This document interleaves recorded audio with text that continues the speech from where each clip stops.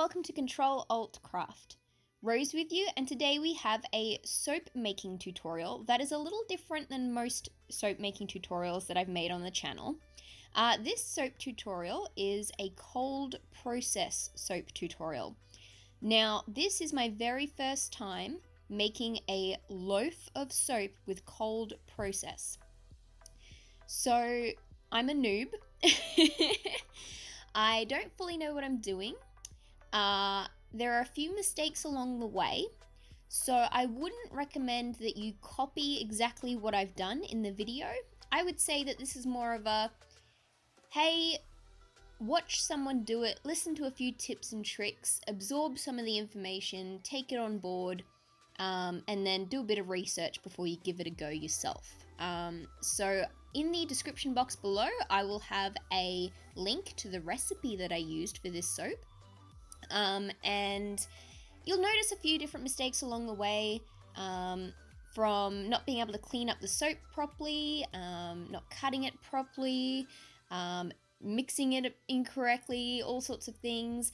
I didn't clean up the sides, and so the sides are all messy as I went along. So lots of, little mistakes first off, but, take it with a grain of salt, enjoy the video, and thanks so much for watching. So to start with, we have the moon within the soap, which is a separate soap that you make prior to making the loaf.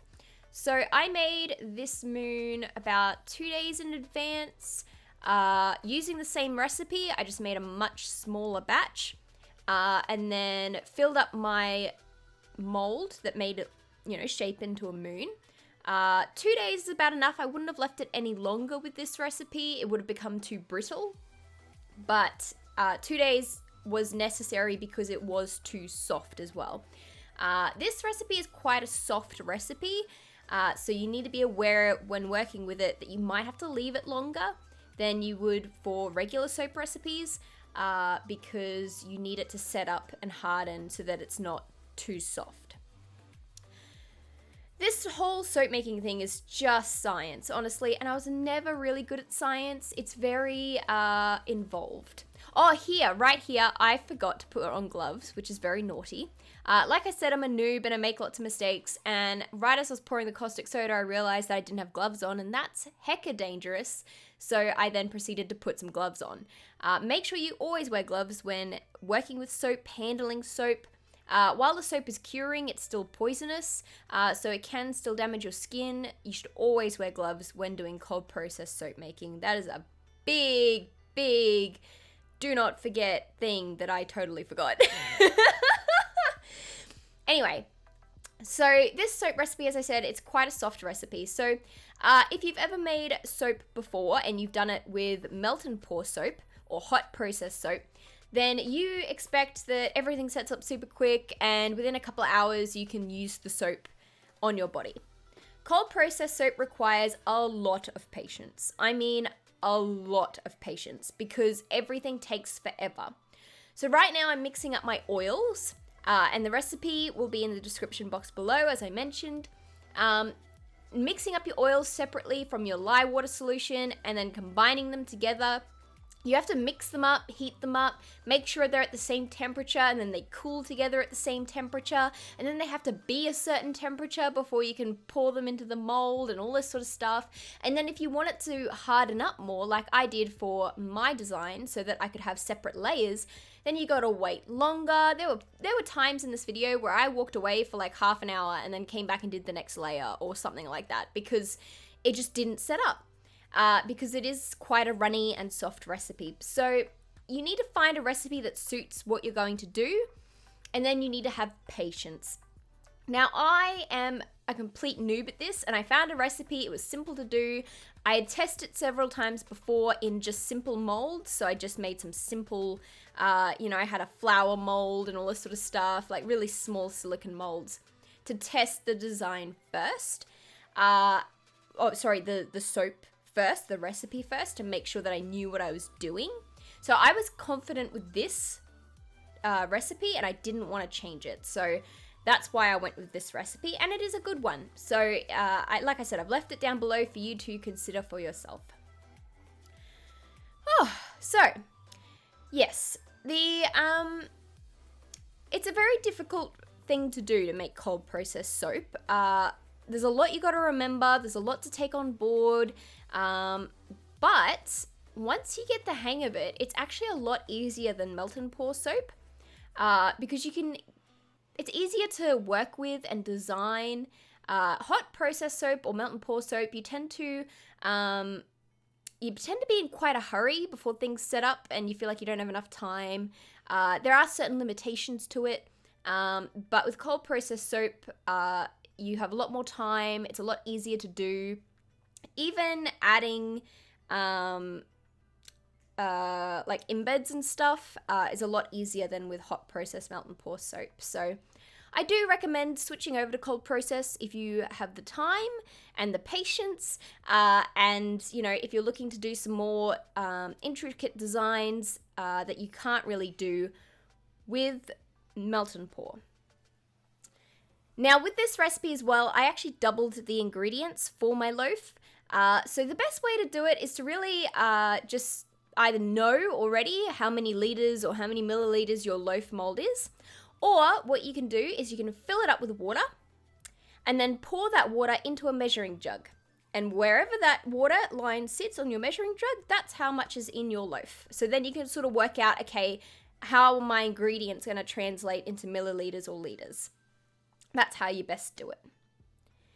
So here I am trying to create a bit of texture on the top. So I had to wait ages for the soap to set up before I could go in with a spoon and just kind of create some waves. As you've seen in the design, in the thumbnail and at the beginning, I didn't want it to be a straight line. I didn't want a stripy bar of soap.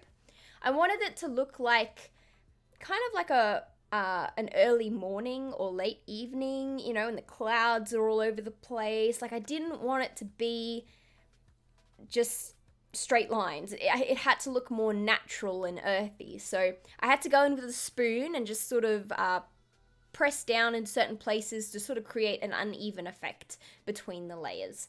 So that's what I've done there.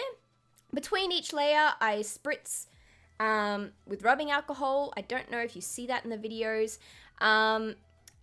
But just lightly in between each layer, not a lot because it's cold process. With the embed though, I spray that like crazy. So make sure if you're putting embeds in your soap that you're spraying them all over with rubbing alcohol to help them adhere to the soap around them. Another thing I wanted to mention as well is that the equipment that I'm using is not that great. So, with this kind of stuff, you get what you pay for, 100%. However, this was my first time making a loaf of soap and I didn't want to spend a fortune on a stick blender and a fortune on, bits and bobs, only to have it turn around and fail and, then I would decide that, I'll never make cold process ever again. Well, what a waste of money that would have been if I'd spent like $300 on a stick blender. So I bought the cheapest, nastiest one from my grocery store, and it's difficult to work with, absolutely, but I don't regret doing that because I would have regretted it had I decided that I didn't want to make cold process soap anymore and I'd spent $300 on a stick blender. Once you spend money on a stick blender and then you use it for soap making, that's it. You cannot reuse any of these things here. The spoon, the spatula, the measuring spoons, everything here is all soap only. You cannot reuse this stuff. This Pyrex jug, I cannot use that to then go make food in. I cannot reheat my mac and cheese later in it. It's contaminated. No matter how many times I wash it up, it will be contaminated. So you cannot reuse this stuff with your cooking. So that's why I was like, I can't spend a lot of money on a stick blender. If I end up failing and this sucks, then I can't use it for anything other than soap making. So that's why I spent like $23 on a cheap and nasty one, because I just wanted to try it first. So I encourage you to not spend a fortune on soap making when you're starting out, because if you decide it's not for you, you've wasted your money. However, if you're going to get seriously into it, spend the money and get the good stuff. That is my advice to you. And here I am texturing the top again the same way with a spoon. Again, I didn't want the top to be straight either. Now, you'll notice that I'm using a lot of alternative products in this video. A lot of soap making videos use micas, which are like a colorant for soaps, and things like this, but I'm not. I'm making an all-natural soap. This is an all-natural soap loaf. There are no ingredients in this that should be in any way a nasty chemical. The reason I've done this is because I have recently been diagnosed with an autoimmune disease called psoriasis. And my skin is very sensitive and I have to be very careful. So I've decided to start making my own all-natural soap, but I didn't want it to be boring. I wanted to have fun natural soap, not like boring goat's milk plain soap from the chemist. So that's why I went ahead and looked into cold processed soap and started doing this. And here I am cutting it up. It looks so good. Oh, I'm so happy with it. It's a bit messy because the drag marks from the soap cutting tool, I need an alternative soap cutting method. So those drag marks will come off the first time you use this bar of soap in the shower, and then it'll just look plain and simple and nice.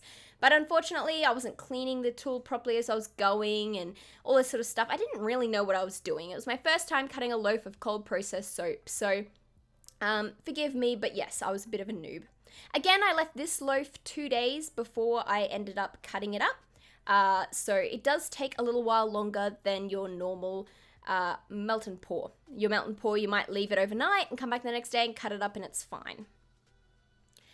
Oh, after all that. So yes, all these colorants are all natural clays and charcoal. The fragrance oil was an all-natural lavender essential oil. It even came from a lavender plant that had never had pesticides or anything like that in its lifetime.